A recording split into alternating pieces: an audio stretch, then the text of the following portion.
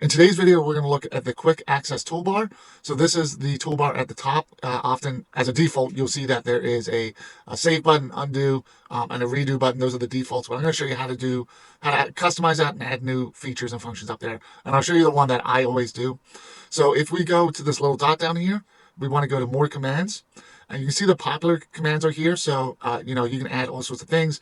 Especially things that you might use often. So, if you use fill colors or formats, whatever it might be.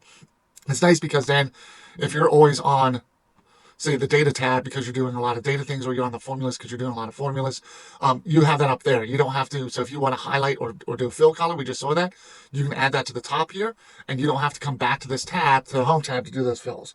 So again, let's go back and I will show you the one that I definitely always add, and that's adding freeze. So freezing the top row, freezing any cell really, and adding panes is a little bit difficult. I often can't remember where to find it, so I just put it at the top, and then it's always there. So here you have popular commands. If you drop this down, you'll see that you have all sorts of different options. You can do this, and it can sort by the tab. So if you know that, it's on the view tab, which actually freeze panes is, you can just do that. But what I'm going to do is I'm going to go to all commands, because there's actually other commands here that you can use. There's a lot of them. So for me, I'm going to look for freeze. So I just clicked and hit the letter F to jump down to Fs, and then I'm going to go to, I get to freeze. So there's actually 4 different options here. So I'm going to do freeze first column, freeze panes with options, and freeze top row. And then so I've moved those over. I just double clicked on them, or you can click the add button, and I'm going to hit OK.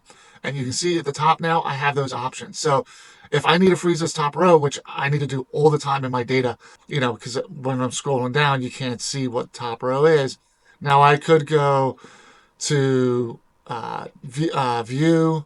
I said, I forget where it is, and go to here and then go to freeze top row. Or I can just say, you know what? I just want to do freeze top row. Click there, and there it's frozen. So, and you can do that, by the way, anywhere, and it will freeze the top row. So that's just a nice way. It's a nice way to add different things up here that you use a lot.